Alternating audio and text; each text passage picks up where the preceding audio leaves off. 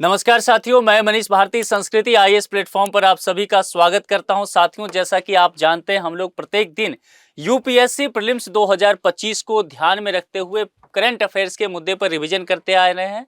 प्रत्येक दिन 5 मुद्दा लाते हैं, प्रश्न भी तैयार करते हैं और फिर उस पर चर्चा भी करते हैं। एक प्रश्न आपके लिए मैं प्रत्येक दिन देता हूं, जिसका आप लोग बहुत सारे लोग 90% से अधिक लोग जो है सही जवाब दे रहे हैं। ऐसे जवाब देते रहिए, क्योंकि इससे आपकी तैयारी और धारदार हो पाएगी। मैं पर्सनली देखता हूं एक एक कमेंट को, तो जवाब जरूर दीजिएगा। चलिए आज के टॉपिक पर चलते हैं। कई महत्वपूर्ण मुद्दों पर हम चर्चा करने वाले हैं, तो इसको नोट करते चलिएगा। पहला है, कोक-बोरोक भाषा निम्नलिखित में से किस भाषा परिवार से संबंधित है? 3 स्टार इसको लगा दीजिए। अपने आप में ही महत्वपूर्ण टॉपिक है और यूपीएससी में पूछा जाता है इस तरह का प्रश्न कि अखबारों में पिछले दिन इस तरह के शब्द जो है टर्म चर्चा में रहा, तो यह चर्चा में रहा है, यहां से आ सकता है। सबसे पहले हम लोग क्या देखेंगे ना, इन चीजों को समझने की थोड़ी सी कोशिश करते हैं। सबसे पहले ये जो कहा गया है कोक-बोरोक भाषा, देखिए ये क्या है। सबसे पहले एक बात समझिए कि बोरोक लोग जो होते हैं उनके द्वारा बोली जाने वाली यह भाषा है। किनके द्वारा? बोरोक लोगों की भाषा है। और दूसरी बात, अगर इसको आप भौगोलिक रूप से जानने की कोशिश करें तो इसको फिर त्रिपुरी रूप में जाना जाता है। ठीक है, त्रिपुरी, ये बात ध्यान रखिएगा।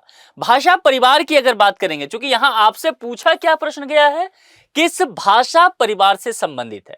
अगर भाषा परिवार की बात करेंगे तो यह सीनो तिब्बती भाषा परिवार की जो ब्रह्मपुत्र शाखा है ना, उससे संबंधित है। अब चूंकि यहां पर सीनो तिब्बती तक ही आपको विकल्प में दिया गया है, तो आपको इसी के साथ जाना पड़ेगा। अगर यह दिया होता सीनो तिब्बती भाषा परिवार की अगर ब्रांच की भी बात की गई होती, तो ब्रांच किसके साथ आप जाएंगे? इसी में जो ब्रह्मपुत्र की जो चर्चा की जाएगी, तो ब्रह्मपुत्र ब्रांच के साथ आपको जाना पड़ेगा। यह जो है इसकी शाखा है, यह ध्यान दीजिएगा। कुछ चीजें एक्स्ट्रा नोट करते चलिए। लिपि को लेकर के बात किया जा सकता है, क्योंकि यह इंपॉर्टेंट है। यहां लिपि को लेकर के भी हमें जान लेना चाहिए।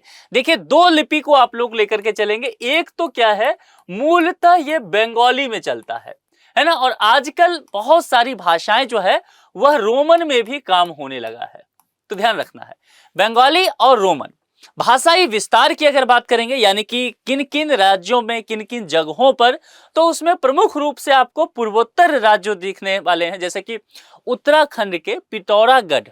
बांग्लादेश में भी, चूंकि मैंने क्या कहा यहां पर त्रिपुरी लोगों में, तो बांग्लादेश में भी नजर आएगा, ये म्यांमार में भी नजर आएगा, ये नेपाल में भी नजर आएगा, ये भूटान में भी नजर आएगा। ये सारे क्या है, हमारे पड़ोसी देश हैं।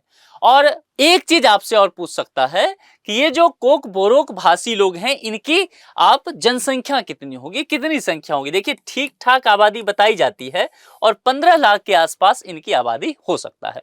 तो आपको ए विकल्प के साथ चलना है। इतना सारा चीज आप ध्यान रखिएगा इस विषय में संबंध। चलिए दूसरे पर चलते हैं। बायोचार के संदर्भ में निम्नलिखित कथनों पर विचार कीजिए।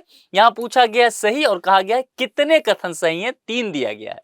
यह एक कार्बन समृद्ध पदार्थ है, तो पहला कीवर्ड हमारे पास यहां आ गया। इसका निर्माण पायरोलिसिस प्रक्रिया द्वारा किया जाता है, यानी कि प्रोसेस, कैसे इसका निर्माण होता है, प्रोसेस को लेकर के बात किया गया, देखेंगे। यह मृदा स्वास्थ्य में, यानी कि सॉइल हेल्थ को लेकर के बात किया जा रहा है, सुधार करने की एक लागत प्रभावी तरीका है, यानी कि कॉस्ट इफेक्टिव को लेकर के बात किया जा रहा है। ये 3 स्टेटमेंट हमारे पास दिया गया, हमें यह देखना है।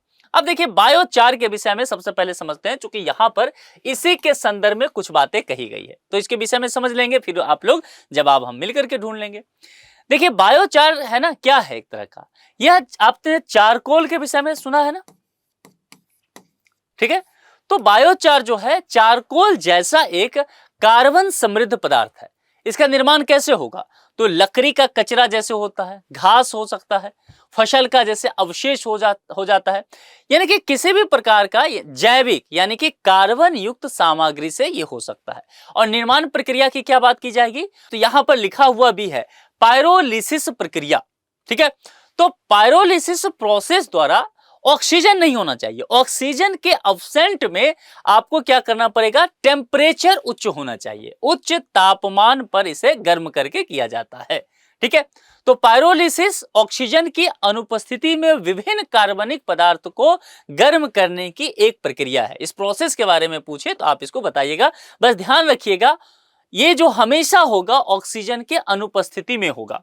कार्बनिक पदार्थ जो भी होंगे उसको गर्म करने की प्रक्रिया होगा उच्च तापमान पर, यह ध्यान रखना है। बायोचार के विषय में एक बात समझिए कि दूषित पदार्थों को यह रोकता है और मिट्टी में मिलाए जाने पर मृदा की जो स्वास्थ्य है उसको यह बेहतर बना सकता है, इसमें यह कैपेसिटी है। अब जरा यहां पर देखते हैं कि क्या क्या आपसे पूछा गया है। आपसे पूछा गया कि यह एक कार्बन समृद्ध पदार्थ है, हमने पहले ही चर्चा किया कि यह सही है। इसका निर्माण पायरोलिसिस प्रक्रिया द्वारा किया जाता है, हमने आपसे कहा, बस ध्यान रखना है इसमें क्या होगा, ऑक्सीजन के एब्सेंट में होगा, आप टेम्परेचर हाई करके उसको कीजिए। चलिए, और तीसरा क्या है कि अगर इस यहां कहा गया कि मृदा के स्वास्थ्य में सुधार करने का एक लागत प्रभावी, कॉस्ट कम आना चाहिए, है ना। तो देखिए हमने क्या कहा कि इसको अगर मृदा में मिलाया जाता है तो निश्चित तौर पर मृदा की स्वास्थ्य जो है बेहतर हो जाएगा। दूषित पदार्थों को यह रोकता है बायोचार, तो उस स्थिति में यह भी सही हो गया और लागत भी इसका कम होगा। तो तीनों ही स्टेटमेंट सही है। हमें पूछा गया था कितने कथन, तो सी विकल्प के साथ हम लोग चलेंगे, सभी 3 के साथ। अब चलते हैं तीसरे पर, क्या कहता है, वैश्विक साइबर सुरक्षा आउटलुक रिपोर्ट 2025 किस संस्था द्वारा जारी किया गया है। यह अपने आप में इंपॉर्टेंट है, 3 स्टार डाल लीजिए। संस्था के विषय में तो जानना ही है, इसके विषय में थोड़ी सी बातें और जान लेते हैं। तो देखिए ये जो आपसे कहा गया है 2025 का जो वैश्विक साइबर सुरक्षा आउटलुक रिपोर्ट है, किस संस्था के द्वारा, यह संस्था यहां पर है विश्व आर्थिक मंच। तो ये जवाब हो गया। अब इसके विषय में 1-2 चीजें पूछ सकता है। अच्छा, यहां पर WEF भी लिखा हो सकता है, वर्ल्ड इकोनॉमिक फोरम, ठीक है। तो अगर ऐसा लिखा रहे तब भी आप इसको समझ लीजिएगा शॉर्ट फॉर्म में। और 2025 वाला ये जारी इसी के द्वारा किया गया है।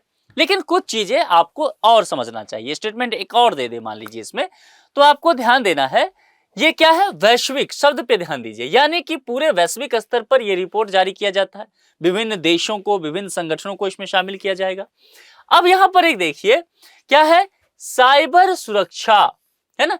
तो जाहिर सी बात है, हम अगर मैं आपसे पूछ लूं कि यह रिपोर्ट किस विषय में बात करता है, तो यह रिपोर्ट साइबर क्षेत्र में जो बढ़ने वाले आजकल की जो जटिलताएं हैं उस पर प्रकाश डालने का काम करती है। यानी कि कुल मिलाकर के साइबर सुरक्षा को लेकर के बात किया जाएगा। तो देखिए ये अगर आप रिपोर्ट का नाम ही देख लिए तो आप एक स्टेटमेंट इससे निकाल सकते हैं, अलग से पढ़ने की आवश्यकता नहीं है। तो यह बातें भी आपको जान लेना है, विश्व आर्थिक मंच द्वारा 2025 का। चलिए, ये प्रश्न बहुत इंपॉर्टेंट है, इसको आप करिए क्या, 5 स्टार लगा लीजिए। पार्वती काली सिंध चंबल यानी कि PKC परियोजना, इंपॉर्टेंट परियोजना है। पार्वती काली सिंध चंबल परियोजना के तहत प्रस्तावित बांधों के संदर्भ में निम्नलिखित युग्मों पर विचार कीजिए। आराम से देखिए इसको, प्रश्न बहुत अच्छा है तो सही से थोड़ा इज्जत भी इसको देना है। पूछा गया है कि कितने युग्म सही सुमेलित हैं, ठीक है। 3 युग्म हमें यहां पर दिख रहा है। अब 3 युग्म में एक कहता है पाटनपुर बांध और कहता है कि पाटनपुर बांध जो है, ध्यान देना है, ये यहां पर 3 दिया गया है आपको, है ना। ये 3 नदी का नाम यहां पर दिख रहा है। मैं एक बार यहां लिख देता हूं ताकि आप कंफ्यूज ना हो। ये 3 नदी है और ये जो है बांध है, तो इसके संदर्भ में यहां पर बातें आपसे की जाएगी। समझ में आ रहा है। कहा गया पाटनपुर बांध जो है क्या नेवज नदी पर है। देखिए यह स्टेटमेंट जो है वह गलत हो जाएगा, क्योंकि आप जानते हैं कि पाटनपुर बांध जो है वह पार्वती नदी पर है, तो यह अपने आप में गलत हो गया, ठीक है। दूसरा कहता है कि मोहनपुरा बांध जो है क्या पार्वती नदी पर है। हमने देखा कि पार्वती नदी पर पाटनपुर है, तो यह स्टेटमेंट तो गलत हो गया। और यह जो है वह नेवज नदी पर है, तो दूसरा ये हो गया। तीसरा यानी कि ये दोनों गलत हो गया। तीसरा कहता है कुंडलिया बांध, और कुंडलिया बांध के संदर्भ में नदी दिया जाता है काली सिंध नदी, तो यह स्टेटमेंट सही है, क्योंकि कुंडलिया बांध जो है वो काली सिंध नदी पर ही स्थित है। इस परियोजना के विषय में थोड़ा सा पढ़ लीजिएगा, इंपॉर्टेंट है। एक ही सही हुआ, तो यहां पर कितने सही कहा गया है, सही सुमेलित, तो केवल एक, यानी कि ए विकल्प के साथ हमें चलना है। अब चलते हैं 5वें टॉपिक और पिछवाई चित्रकला। यहां पर 4 स्टार लगाइए। यह आर्ट एंड कल्चर से संबंधित मुद्दा है, इस तरह के मुद्दे आपसे पूछे जा सकते हैं। देखिए पिछवाई चित्रकला के संदर्भ में निम्नलिखित कथनों पर विचार करने कहा गया है। पूछा गया है कौन सा कथन सही है, कौन सा, कितने नहीं, ये ध्यान देना है। अब 2 स्टेटमेंट इसमें आपसे पूछा गया है, दिया गया है। क्या कहा गया है, इस कला की उत्पत्ति उत्पत्ति को लेकर के नाथ द्वारा राजस्थान से हुई है। क्षेत्र दिया गया है कि यह कला जो उत्पत्ति इसका हुआ है क्या इस क्षेत्र से हुआ है, देखेंगे अभी। और इसका प्रमुख विषय को लेकर के बात किया है, जिसका विषय जो है वह भगवान राम की बाल लीलाएं हैं क्या। ध्यान दीजिएगा, एक तो पूछा गया है राम और दूसरा क्या उनकी बाल लीलाएं हैं, दो बातें।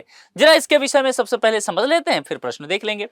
देखिए पिछवाई शब्द जो वहां लिखा हुआ है, पिछवाई चित्रकला, दरअसल ये पिछवाई शब्द जो है ना वह संस्कृत से लिया गया है और संस्कृत में शब्द का अर्थ होता है पीछे वाली। पिछवाई है ना, तो पीछे वाली इस शब्द का अर्थ माना जाएगा। 16वीं सदी में मंदिरों में मुख्य मूर्तियों की पृष्ठभूमि के रूप में कपड़ों पर बनाई गई कलाकृतियों के रूप में इसका उदय हुआ।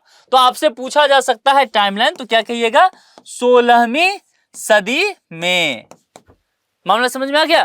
तो मुख्य जो भी मूर्ति होगा उसकी पृष्ठभूमि के रूप में कपड़ों पर बनाई गई कलाकृति ये होता है। यहां पर एक चीज दिया गया है वह उत्पत्ति स्थल के रूप में, कि इसका उत्पत्ति स्थल देखिए ये जो है ना नाथ द्वारा, दरअसल नाथ द्वारा राजस्थान का एक शहर है और नाथ द्वारा शहर में ही यह कला जो है उसकी उत्पत्ति होती है, यानी कि नाथ द्वारा राजस्थान, ये सही स्टेटमेंट है। अब दूसरा क्या पूछा गया है, इसका प्रमुख विषय। देखिए विषय में कहा गया है भगवान राम की बाल लीलाएं हैं। पहली चीजें तो यह यहां पर ध्यान रख लीजिए, यह राम भगवान की चर्चा नहीं करता है। दूसरी बात, यह बाल लीलाएं की भी चर्चा नहीं करता है। तो भाई प्रश्न आएगा कि क्या, तो यह जो है श्री कृष्ण की चर्चा करता है ये, और श्री कृष्ण में भी लीला की जब बात आएगी, यहां पर जब बात आएगी तो श्री कृष्ण की रास लीला बड़ी प्रसिद्ध है ना, हम सब जानते हैं। तो रास लीला की चर्चा इस पेंटिंग के थ्रू, चित्रकला के थ्रू किया जाएगा। ये मामला समझ आ गया, ये ज्यादा इंपॉर्टेंट है। तो सही कितना हुआ, ये तो गलत हो गया, यही सही हुआ। पूछा गया था कौन सा कथन सही है, तो पहला सही है, पहला केवल एक ए, यानी कि ए विकल्प के साथ हमें चलना है। मामला समझ में आ गया। एक प्रश्न आज का, भारत में शीर्ष अनुसूचित जनजाति जनसंख्या वाले राज्य को आरोही क्रम में व्यवस्थित कीजिए। ठीक से समझ लीजिए तब प्रश्न समझ में आएगा। ध्यान से, लंबा प्रश्न होना, जवाब आसान होता है। भारत में शीर्ष अनुसूचित जनजाति है ना, अनुसूचित जनजाति मतलब शेड्यूल्ड ट्राइब, एसटी की बात की गई है। जनसंख्या जिसका भी हो, जनसंख्या वाले राज्य को आरोही है ना क्रम में व्यवस्थित कीजिए तथा नीचे दिए गए कूट का प्रयोग करके फिर सही। मतलब कुल बातें ये है कि जो भी शीर्ष अनुसूचित जनजाति जनसंख्या वाला राज्य होगा, यानी कि कम, फिर उससे ज्यादा, फिर उससे ज्यादा, इस तरह का राज्य को आरोही क्रम में आपको व्यवस्थित करना है। ओडिशा, महाराष्ट्र, मध्य प्रदेश और राजस्थान, यहां पर कोड दिया गया है। इसके आधार पर देख लीजिए कि पॉपुलेशन कहां है, इसमें एसटी का पॉपुलेशन कितना है, इसमें कितना है, इसमें कितना है, ये कितना है, जान लेना है। जनसंख्या के अकॉर्डिंग आरोही क्रम में उसको अरेंज कर देना है, बस इतनी सी बात है, तो आपसे हो जाएगा। तो इसका जवाब जो है आप लोग कमेंट बॉक्स में मुझे देते चलिएगा। आपको ये लेक्चर कैसा लगता है जरूर बताइए कमेंट करके, और दूसरी बात, कमेंट करके इस प्रश्न का जवाब जरूर दिया कीजिए, क्योंकि उससे आपकी तैयारी और धारदार हो पाएगी। आज के इस लेक्चर में इतना ही। अपना बेहद ख्याल रखिए। बहुत बहुत शुक्रिया। Thank you so much.